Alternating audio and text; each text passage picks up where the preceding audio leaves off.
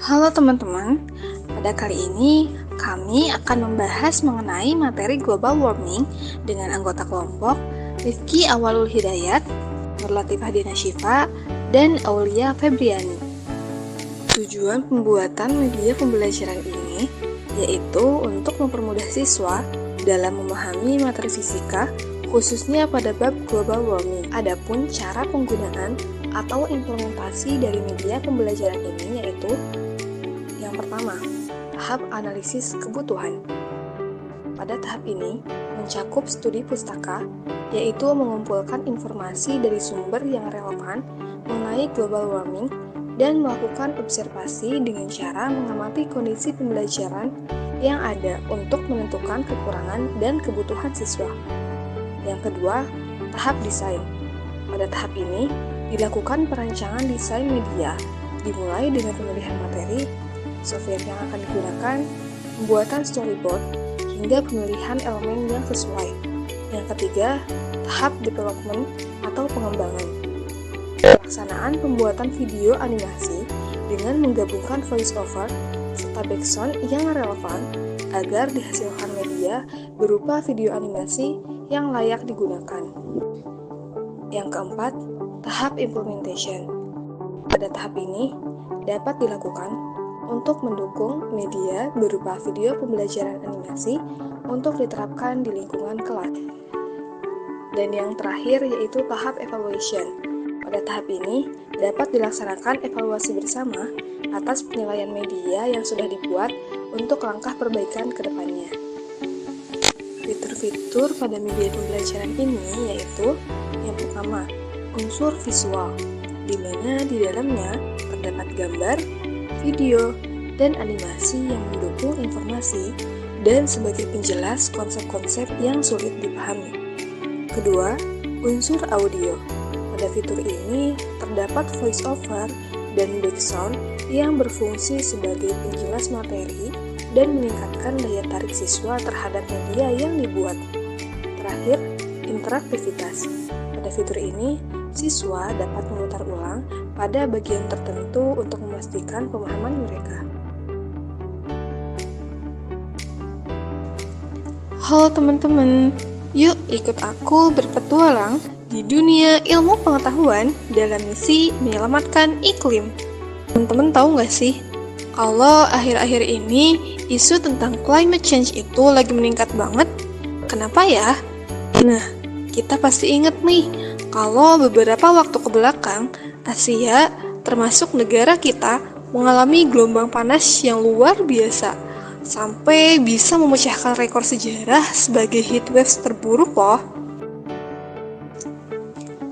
Berdasarkan laporan dari Uni Eropa Copernicus, tahun 2023, suhu bumi secara global naik hingga mencapai 1,52 derajat lebih tinggi. Wow, panas banget ya. Seberapa besar sih dampaknya?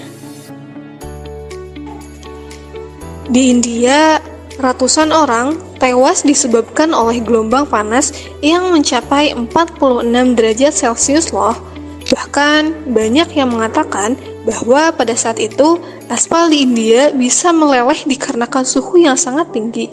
Dan hal demikian terjadi di banyak negara seperti Korea dan bahkan negara kita sendiri. Kalau kata para ahli, dunia sekarang sudah bukan menghadapi global warming, tapi global boiling. Pada tahun 2022 lalu, para ilmuwan NASA menggelar aksi protes mereka terhadap masalah climate change. Mereka mengatakan bumi mungkin hanya bisa bertahan sampai 3 tahun jika kita tidak bertindak. Itu artinya situasi ini sudah sangat genting banget kan sob?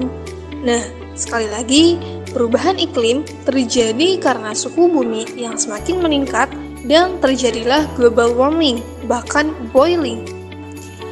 Dari beberapa kasus tersebut, dapat disimpulkan bahwa pemanasan global ialah proses meningkatnya suhu rata-rata bumi.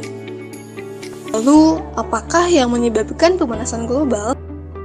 Nah, penyebab dari pemanasan global ini yaitu efek rumah kaca Asap pembakaran bahan bakar fosil dan juga penggunaan barang yang menghasilkan CFC atau klorofluorokarbon seperti AC dan juga kulkas menjadi salah satu penyumbang terjadinya pemanasan global. Lalu, bagaimanakah proses pemanasan global terjadi?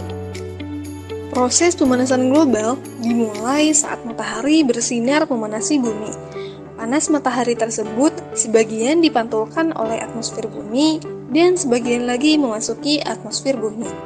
Panas yang memasuki atmosfer bumi akan diserap oleh bumi dan akan dipantulkan kembali oleh bumi. Panas yang memasuki atmosfer bumi akan diserap oleh bumi dan akan dipantulkan oleh bumi. Panas yang dipantulkan ada yang diteruskan oleh atmosfer dan ada juga yang diserap serta dipantulkan kembali ke sebelah arah oleh gas rumah kaca. Hal inilah yang menyebabkan suhu bumi semakin tinggi dan terjadilah pemanasan global. Beberapa dampak dari adanya global warming ialah iklim menjadi tidak stabil, kemudian peningkatan tinggi permukaan laut, suhu rata-rata bumi meningkat, gangguan ekologi, dan yang terakhir yaitu pergeseran ekosistem. Lalu, bagaimanakah cara agar kita dapat mengendalikan terjadinya global warming? Ada beberapa upaya yang dapat kita lakukan untuk mengendalikan global warming, seperti mengurangi bahan bakar fosil seperti bensin, solar, minyak tanah, batu bara, dan sebagainya. Kemudian, mengurangi penggunaan bahan plastik,